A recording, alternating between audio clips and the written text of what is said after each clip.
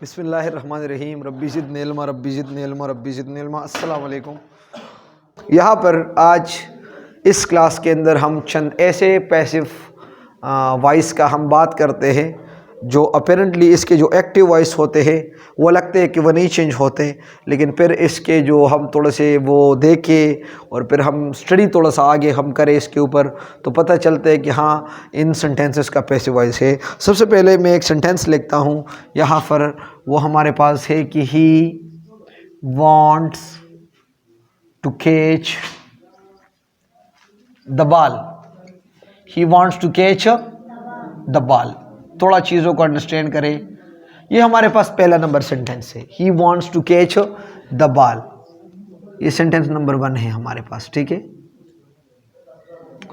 अब ये हमारे पास रहा सब्जेक्ट, ये हमारे पास रहा वर्ब, और एक लेक्चर में कर चुका हूं इन्फिनेटिव के ऊपर कि how an infinitive functions as a noun. Okay, इसमें पढ़ा है। अगर आप वो, मैं चाहता हूँ कि वो आप मैं डिस्क्रिप्शन में मैं आपको लिंक दूँ भी, तो आप वो इंशाल्लाह इसके ऊपर जैसे आप वो पता चलेगा कि हाउ। सो यहाँ पर ये एन इन्फिनेटिव यूज हुआ and this is an object.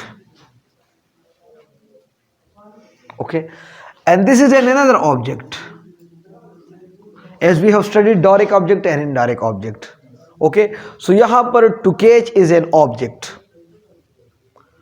अब हमारे पास पता नहीं कि ऑब्जेक्ट है या नहीं, तो हमारे पास तो फॉर्मूला है कि ऑब्जेक्ट की शनाख्त हमने किस तरह करना है। ऑब्जेक्ट की शनाख्त के लिए हमने व्हाट को यूज करना होता है, विच वन को यूज करना होता है, एंड हु और हुम को यूज करना होता है। इन तीनों को अप्लाई करते हुए जिधर भी टिक आता हो तो इट मीन्स वो हमारे पास ऑब्जेक्ट है। अब देखिएगा, for example he wants what,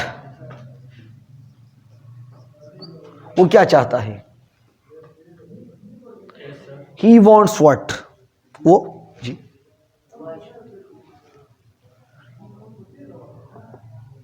he wants what, वो क्या चाहता है। So does it fit over here? Yes. Like he wants what? So it means this is an object. Yes. Okay.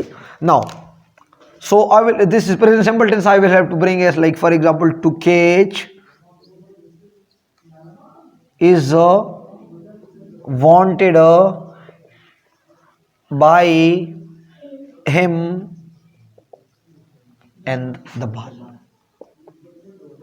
अब द बॉल को आप यहां पर भी लगा सकते हो, टू कैच द बॉल ऐसे भी आप लगा सकते हो, because this is rest of the sentence.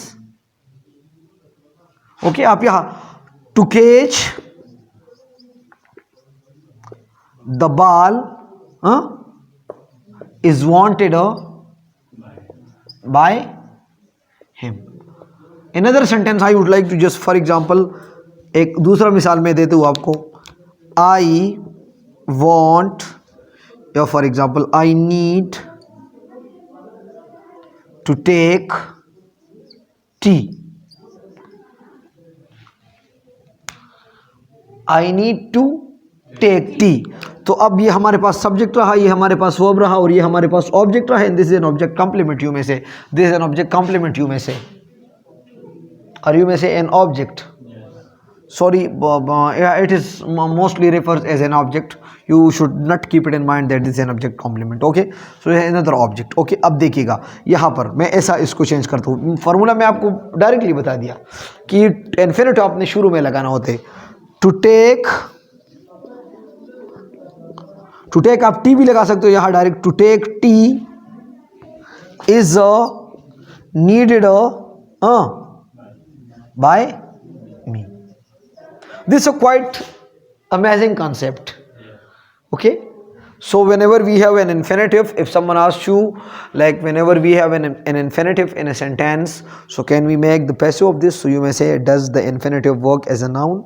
So yes, we can change. It is an object here and it is an object here, and objects are always what? They are nouns. Okay, this number 1 जो है, जो secret है, अक्सर इसमें problems आते हैं लोगों को, उनको चेंज करने में थोड़े प्रॉब्लम्स इनको सामने आते हैं। So this number 1, if you want to just have a picture of it, so I will go further then. अच्छा, अब यहां पर एक और सेंटेंस है हमारे पास। फॉर एग्जांपल मैं कहता हूं द फ्लोर स्मेल्स गुड। अब मैं बताऊं, यहाँ पर मैं एक इंटरव्यू में मैं बैठता था, वो इंटरव्यू में वो इंटरव्यूअर जो वहाँ पर जो बंदा मेरा इंटरव्यू लेता था, पूछा कि the flower smells good, and उसने मुझे पूछा can you convert it into passive structure. I told him sir no changes possible. उसने मुझे बताया सच बताओ। मैंने कहा हाँ सर नो चेंजेस पॉसिबल। उसने कहा अभी आप बच्चे हो, आपको नहीं आता, इसका पॉसिबल है हमारे पास। तो फिर जब मैं घर आया मैं सोचा कि कैसे यार ये चेंज होता है। तो फिर मैंने क्या किया, इसके ऊपर जब मैंने वर्क किया तो अपेरेंटली ये लगता है कि इसका नहीं पैसिव वॉइस बनता। लेकिन यहाँ पर रैन एंड मार्टिन में भी आप देख सकते हैं इस तरह के सेंटेंसेस। इसके साथ आपने कुछ अलग तरीका अप्लाई करना होता है। असल में ये हमारे पास है linking verb. What? Linking verbs. और लिंकिंग वर्ब जो है, एक हमारे पास होते हैं कपलर वर्ब्स, दूसरा हमारे पास होते हैं लिंकिंग वर्ब। चीजों को अंडरस्टैंड करें तो almost people say they are the same. Copular verb and linking verb, अक्सर लोग कहते हैं कि ये दोनों सेम हैं, लेकिन मैं आज बताता हूं कि इसमें थोड़ा सा डिफरेंस है। वो क्या है?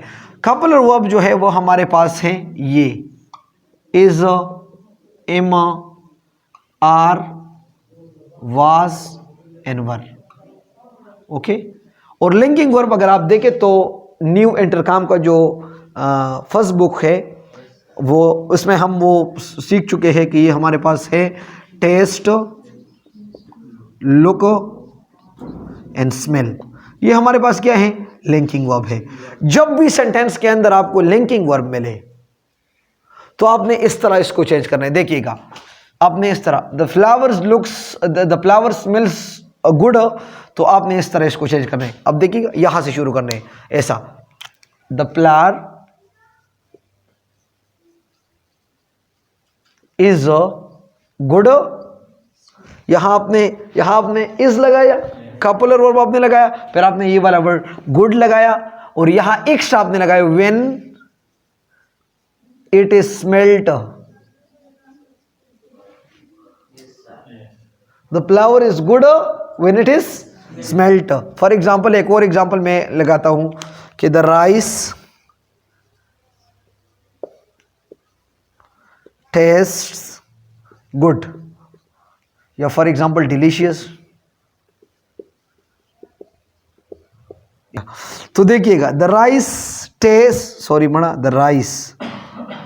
Test delicious. ये राइस जो है बड़े लजीज जायका वो देते हैं। अब देखिएगा तो कैसे चेंज करना होता है, द राइस इज डिलीशियस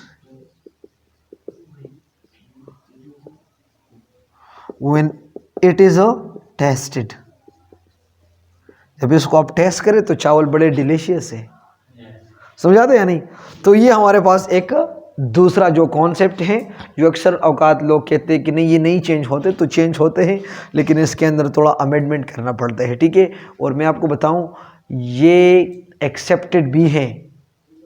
कभी कभार हमारे पास एक सेंटेंस होते हैं जो बस कोई सेंटेंस, फॉर एग्जांपल, इसको किसी तरीके से चेंज करते हैं, लेकिन वो आमतौर से नहीं एक्सेप्ट की जाती। ये आमतौर से एक्सेप्टेड है और आमतौर से ये आपके टेस्ट में भी आ सकते हैं।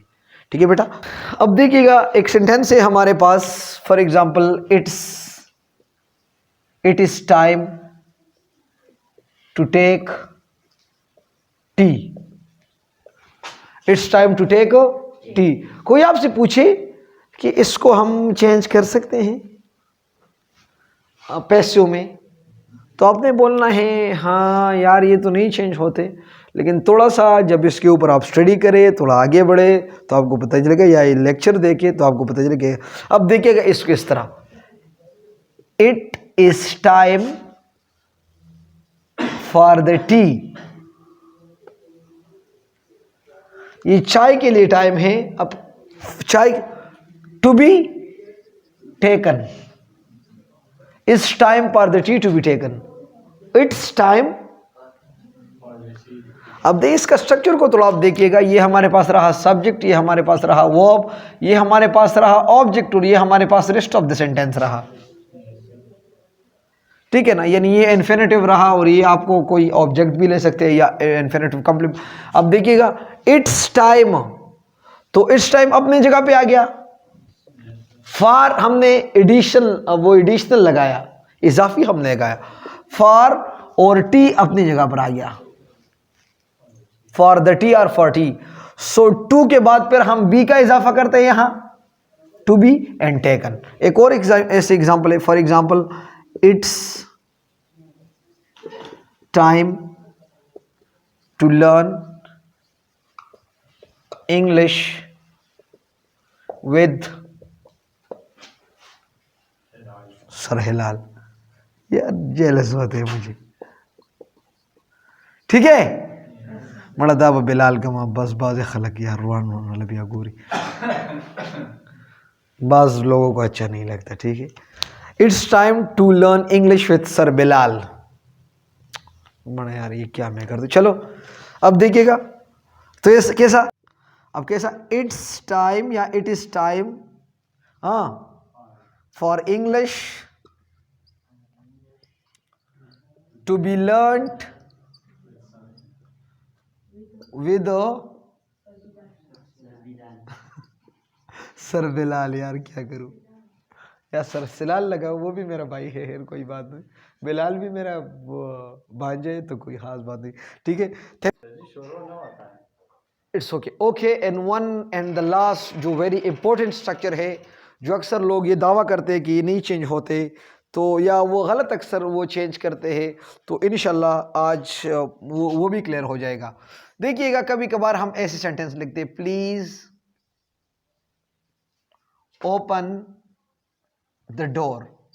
याद रखिएगा इस तरह के सेंटेंसेस अक्सर पेपर्स में भी आते हैं कि प्लीज ओपन द डोर, तो बच्चे थोड़े कंफ्यूज हो जाते हैं कि ये भी वर्ब है ये भी वर्ब है। अगर मैं इसको सिर्फ इस तरह लिखूं कि open the door, then like simply this is an like imperative sentence, and I may simply say like let the door be opened. Now look at here, this is this very portion. Now what about please? So this is the technique that you should learn now.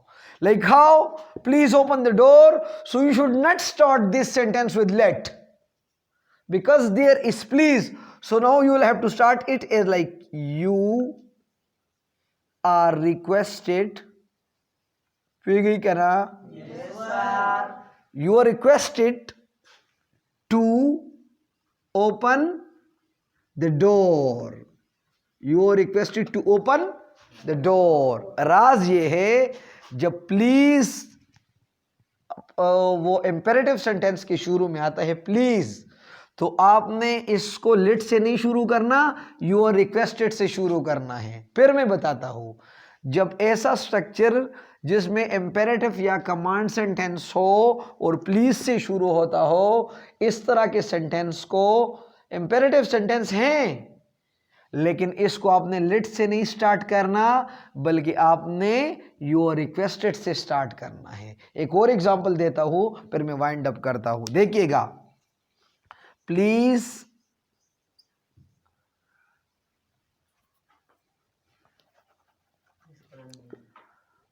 Call me back. हाँ आपकी माना, ठीक है। Please bring me a glass of water, ठीक है। अब यहां पर ब्रिंग तो वर्ब है, bring me a glass of water, let a glass of water be brought okay to me. So यहां देखिएगा, अगर ये इस तरह सिर्फ हो सो देन लेट से शुरू, लेकिन यहां प्लीज है। अब कैसा, you are requested to bring me a glass of water. विशु ये लगा? So this is the phenomenon of this very structure, the sentence they start with please. Okay, thank you so very much बेटा। आज का ये वाला आपको चंद tracks लगे, चंद अच्छे सेंटेंस से मैं चाहा कि मैं आप लोगों से शेयर करूं और आप लोग भी सीखें, क्योंकि आप किस्मत वाले हो कि आपको मैं मिला हूँ और मैं मुझे को आप देख रहे हो। और देखिए ये मैं गपशप लगा रहा हूँ, वरना नाले शैतान के पास तो कोई कम नहीं था। ये गपशप है, कभी कभार भी मैं लगाता हूँ, लेकिन आइंदा नहीं लगाऊंगा। ठीक है बेटा, अगर आप लोगों का कोई सवाल हो आप मुझे डायरेक्ट पूछ सकते हो। और दोस्त who are watching me and my videos, so please if you have any question you can ask me in the comment box. If you don't have any questions even then tell me in the comment box how did you find my video। हाँ listen, if you are new on my channel, so फिर वो करें। ठीक है, अस्सलाम वालेकुम।